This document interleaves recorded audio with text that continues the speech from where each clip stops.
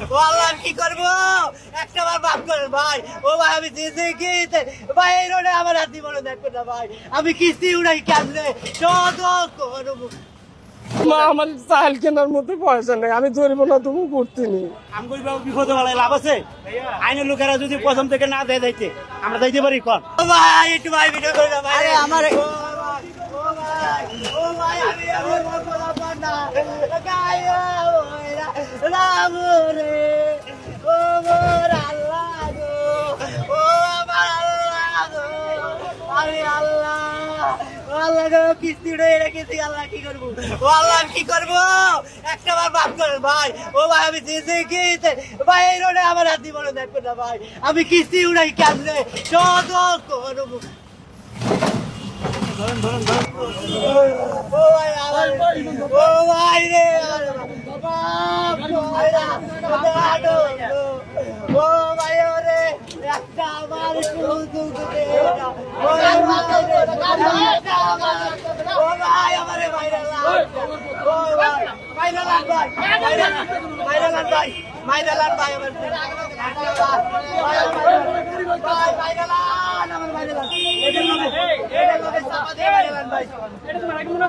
ভাই আমি ও ভাই আমার এটা লাগে মাইরালান ভাই, আমার এটা লাগে মাইরালান ভাই, ও ভাই আমার এটা লাগে মাইরালান ভাই, ভাই ভাই আমার এটা লাগে মাইরালান ভাই, ও ভাই ভাই আমার এটা লাগে মাইরালান ভাই, ভাই আমার ভাই আরে এই গাড়ির লোক কোচি গাড়ি বানানো ওয়া ভাই এখানে ভাগি না ভাই, ও ভাই এটা ভাগি রে ভাই, ভাই ও ভাই ও ভাই ও ভাই এটা ভাগি রে ভাই, ওরে ভাই ভাই ভাই আমি খাই আমি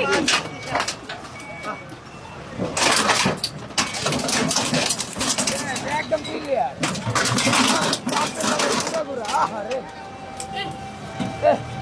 মা আমার চাল কেনার মতো পয়সা নেই, আমি ধরবো না তুমি করতে নি।